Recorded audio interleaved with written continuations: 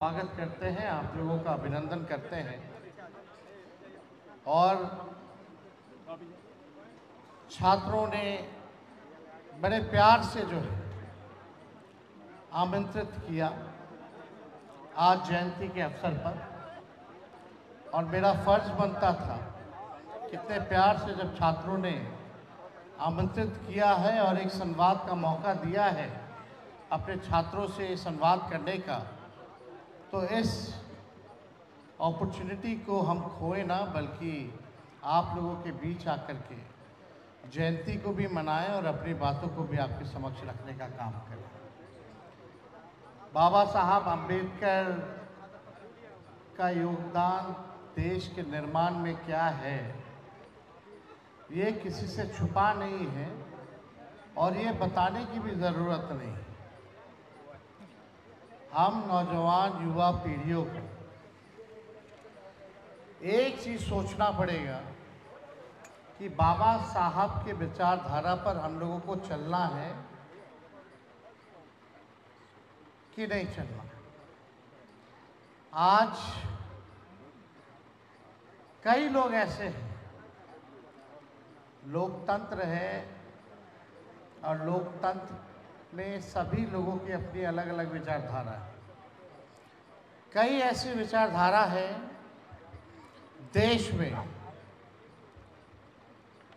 कि बाबा साहब अम्बेडकर के विचारधारा और लिखे हुए संविधान को खत्म करना चाहती है और देश में संविधान की जगह बाबा गोवलकर का कानून को लागू करना चाहती है। अब निर्णय आप लोगों को करना है कि आप लोग बाबा साहब के संविधान को चाहते हैं या बाबा गोवलकर वाला नागपुरिया कानून चाहते हैं, ये तय आप लोगों को करना है। और बार बार, एक बार नहीं, बार बार हम दल का नाम लेना नहीं चाहेंगे। आप सब लोग होशमंद हो, होशियार हो। बार बार संविधान खत्म करने की बात कौन दल के लोग करते हैं, चाहे उनका एमपी हो या मंत्री हो या केंद्र मंत्री। और एक तो बड़े वाले नेता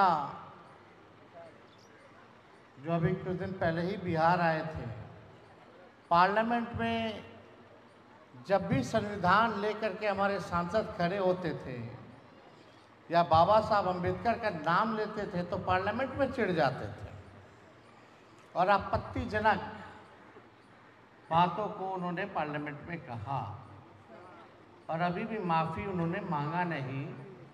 इतने बेशर्म लोग हैं कि मन में कुछ और है, लेकिन बाबा साहब की ताकत ये है, भले ही वो गाली देते हो, बाबा साहब के अम्बेडकर की विचारधारा को नहीं मानते हो, लेकिन आज पटना की सड़कों पर जो है वो लोग भी बाबा साहब अम्बेडकर की जयंती मना रहे हैं। तो हम लोगों को समझने की ज़रूरत है कि कौन है ये लोग। इनको केवल वोट बैंक से मतलब है। आपकी समाज को वंचितों, शोषितों, back bencher of the society, जो अंतिम पैदान पे खड़ा व्यक्ति है, उससे इसको कोई मतलब नहीं है। हम तो खुल के कहते हैं ये लोग आरक्षण चोर और आरक्षण खोर लोग हैं। 17 महीने हम लोगों की सरकार बनी, जाति आधारित गणना पूरे देश में पहली बार किसी राज्य में हुआ।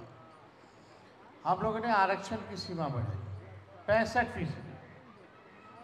65% में दलितों का बढ़ा, पिछड़ों का बढ़ा, अति पिछड़ों का बढ़ा, आदिवासी भाइयों का बढ़ा, यानी 16% जो है हम लोगों ने आरक्षण बढ़ाया। और हम लोगों ने कैबिनेट से ये मांग की थी भारत सरकार से कि इसको अनुसूची 9 में डाल दिया जाए, शेड्यूल 9 में डाल दिया जाए, ताकि तमिलनाडु के तर्ज पे जो हमने आरक्षण बढ़ाया है वो सुरक्षित रहे। 9 महीना हो गया, 10 महीना हो गया, ये लोगों ने, केंद्र सरकार ने कोई कार्रवाई नहीं की। इधर हमारे चाचा जी पलट गए और जो हम लोगों ने आरक्षण बढ़ाया 16%, वो यूं का यूं, जिसका डर था कि कोर्ट कचहरी जाकर के फंसा देगा, वही हुआ। अब आप लोग छात्र लोग, तेजस्वी आया तो 5 लाख नौकरियां दी, 3 लाख नौकरी प्रक्रियाधीन कराई। जो बहालियां निकल रही हैं अभी, अगर ये आरक्षण होता तो क्या 16% दलितों को, पिछड़ों को, अति पिछड़ों को, आदिवासी भाइयों को नौकरी का लाभ मिलता कि नहीं मिलता? यानी ये लोग चाहते ही नहीं हैं कि हमारे दलित समाज के लोग या जिनका उत्पीड़न सदियों से लोगों ने किया है, ये लोग मुख्य धारा में आए। आज भी हम लोग देखते हैं कि अखिलेश जी मंदिर चले जाए तो मंदिर को धोया जाता है, मांझी जी चले जाए मंदिर तो धोया जाता है, मुख्यमंत्री रहे, अरे मुख्यमंत्री छोड़ो, प्रधानमंत्री भी चला जाए दलित समाज का या राष्ट्रपति, तो गर्भमुख में घुसने नहीं दिया जाता है, अशुद्ध मानता है। हम लोगों की लड़ाई इसी विचारधारा से है। और जो लोग सोचते हैं कि पैदाइशी सर्वश्रेष्ठ है, बहिष्कार होना चाहिए।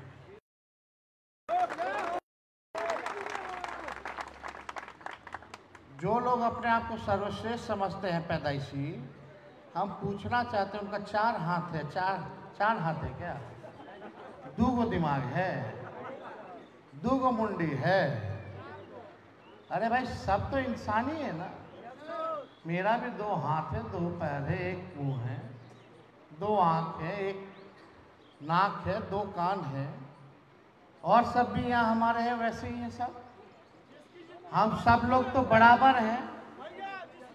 सुन लो, इसलिए ना आरक्षण बढ़ाया गया। और हम तो कहते हैं कि इतने ही हिमायती भाजपा वाला लोग है, बिहार विधानसभा में कल ही ले आए, 65% ना करके 75% कर दे, हम तो स्वागत करेंगे, जल्दी पास करा देंगे। लेकिन केंद्र सरकार को बोलो पार्लियामेंट में खोले, राते में अनुसूची 9 में डाल दे। इस पे कहीं कोई चर्चा ये लोग करने वाला नहीं। आप जाति आधारित गणना कराया, 94 लाख परिवार गरीब निकले। कितना? क्या हो रहा है उनके लिए? अब आपके पास शैक्षणिक से लेकर आर्थिक स्थिति तक पता चल गई, उनकी पूरी एक्सरे होकर के आपके पास रिपोर्ट आ गया, कौन ठेला चलाता है, कौन नाला साफ करता है, कौन दिहाड़ी मजदूर है, कौन भूमिहीन है, कौन बेरोजगार है, किसका झोपड़ी का मकान है, ये सारा साफ हो गया। अब उस आंकड़े का ये लोग कर क्या रहे हैं? जब से भाजपा आई है, हम लोग तो देश भर में जाति आधारित गणना चाहते थे, लेकिन देश में इन लोगों ने मना कर दिया। हम तो खुद प्रस्ताव लेकर के पूरा टीम मुख्यमंत्री जी को लाद के दिल्ली हम लोग लेके गए थे, प्रधानमंत्री से मिले, प्रधानमंत्री जी ने मना कर दिया, नहीं होगा। केंद्र सरकार के मंत्री पार्लियामेंट में बोले कि नहीं होगा, तो हम लोगों ने बिहार में कराया। अब बिहार में रिपोर्टवा जो आ गया, उसका एक कर रहे हैं। सवाल ये उठता है, हम लोग थे तो तैयार किए थे कि जो बेरोजगार है, जिसका आय 6,000 से कम है, जो गरीबी रेखा के नीचे पाए जाते हैं, 94 लाख ऐसे परिवार, जिसको काम धंधा नहीं है, वैसे परिवार को 2 लाख रुपया दे के हम लोग मदद करेंगे। जो भूमिहीन है उसको ज़मीन लेने के लिए 1 लाख रुपया और पक्का मकान बनाने के लिए 1,20,000 रुपया हम लोग देंगे। उस योजना का क्या हो रहा है? कोई सवाल तो अब आप लोगों को पूछना पड़ेगा। सबसे ज़्यादा गरीबी तो दलितों में है, आदिवासियों में है, अति पिछड़ों में है, पिछड़ों में है। तो मेरा ये कहने का तात्पर्य है, वहाँ भी लोग बड़े हैं, कई पार्टियां, दलित पार्टियां भी बनी है। कल तक मोदी जी को लोग गाली दे रहे थे, मोदी जी मंत्री बना दिए तो सब मोदी जी भगवान हो गए उनके लिए। क्यों नहीं आरक्षण की बात करते? क्यों नहीं देश में जाति आधारित गणना की बात करते हैं? क्यों नहीं गरीबी बेरोजगारी के बारे में ये लोग बात करते हैं? क्यों नहीं पलायन रोकने के बारे में बात करते हैं? क्यों नहीं आप लोगों को न्याय दिलाने के बारे में बात करते हैं? जब अमित शाह जी बोलते हैं अंबेडकर अंबेडकर अंबेडकर, याद है कि नहीं आप लोगों को पार्लियामेंट में बोलते थे?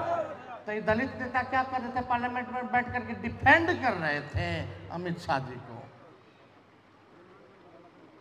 तो मेरा कहने का मतलब है कि आप सब लोगों को पहचानना पड़े। जब लालू जी मुख्यमंत्री थे तो दलित बस्तियों में जाते थे। आप लोगों से एक पहले वाली पीढ़ी को बाल कटवाते थे। आप लोग तो बाद में हुए होंगे, लेकिन उससे आपसे पहले वाली जो पीढ़ी होगी उनका बाल कटवाना, नहलाना धुलाना, पढ़ना लिखना सीखो, शिक्षित बनो। गाय चराने वाले, भैंस चराने वाले, जूता सीने वाले, तारी वाले, पढ़ना लिखना सीखो। मूस पकड़ने वाले, सुअर चराने वाले, पढ़ना लिखना सीखो। कितना ही पटना का प्राइम इलाका है जहाँ रैन बसेरा लालू जी ने बना करके दिया। सिटी हार्ट, जो हार्ट ऑफ द सिटी है, जो प्राइम इलाका है, जहाँ अमीर का बिल्डिंग खड़ा है, वहाँ भी लालू जी ने गरीबों का बिल्डिंग बनाया। उसके बाद से कोई भी मुख्यमंत्री गया क्या? कोई टोला नहलाया क्या? आज स्थिति देख लो, कहाँ रह रहे हैं लोग? झुग्गी में, झोपड़ी में। ये सरकार उजाड़ रही, किनको उजाड़ रही? आप ही के भाई बहन हैं, आप ही के समाज के लोग हैं। कौन लोग हैं जिनको ये सरकार उजाड़ने का काम कर रही है? लालू जी बसाते थे, ये लोग उजाड़ रहे। स्मार्ट सिटी के नाम पे या फलना सिटी के नाम पे। मतलब ये चाहते कि स्मार्ट केवल चंद लोग ही दिखे, बाकी सब ना दिखे। तो आप सब लोग छात्र हैं, हमारी सरकार आई थी 17 महीने, तो रिजर्वेशन इन प्रमोशन कई सालों से अटका हुआ था। जितने सरकारी कर्मचारी थे, प्रमोशन नहीं हो पाता था। उन सब का एक साथ हम लोगों ने रिजर्वेशन प्रमोशन की जो समस्या थी उसको हम लोगों ने दूर किया, ताकि सभी दलित समाज के लोगों को जो है प्रमोशन मिलने में कोई दिक्कत ना हो। और आगे और भी हम लोग काम करेंगे छात्रों के लिए, नौजवानों के लिए। अभी तो आप लोग पढ़ रहे हैं, लिख रहे हैं, छात्रवृत्ति की भी बड़ी समस्या है। स्टूडेंट क्रेडिट कार्ड को लेकर के आप सब लोग जानते हैं कि तो उधार है, लोन है, लोन तो चुकाना पड़ेगा। तो छात्रवृत्ति से लेकर के हम लोग बड़ी गंभीरता से योजना हम लोग बना रहे हैं कि आप लोगों के लिए क्या अच्छा योजना लाया जाए। और हमने ऐलान खुद ही कर दिया है कि इस बार नौकरियां जब मिलेंगी, हमारी सरकार आएगी तो लाखों में नौकरियां मिलेंगी, लेकिन वो पूरा 100% डोमिसाइल हम जो है लागू करने का काम करेंगे। ताकि हम लोगों की कोशिश थी कि डोमिसाइल लागू किया जाए, लेकिन कोर्ट कचहरी में ये मामला कई बार अटका, लेकिन इसका भी हम लोगों ने अब रास्ता जो है निकाल लिया है। और निकालने के बाद ही हम लोग जो है इसका ऐलान 2 महीने पहले हमने किया था युवा चौपाल में, पटना में अभी मिलर हाई स्कूल में युवा चौपाल। और यही नहीं, तेजस्वी के टाइम कोई पेपर लीक नहीं होता था। अभी आप लोग जाइएगा तो फॉर्म का फीस कितना हो गया है, नौकरी के लिए बढ़िएगा तो बढ़ गया है ना। तो जब तेजस्वी आएगा तो फॉर्म फीस माफ हो जाएगा।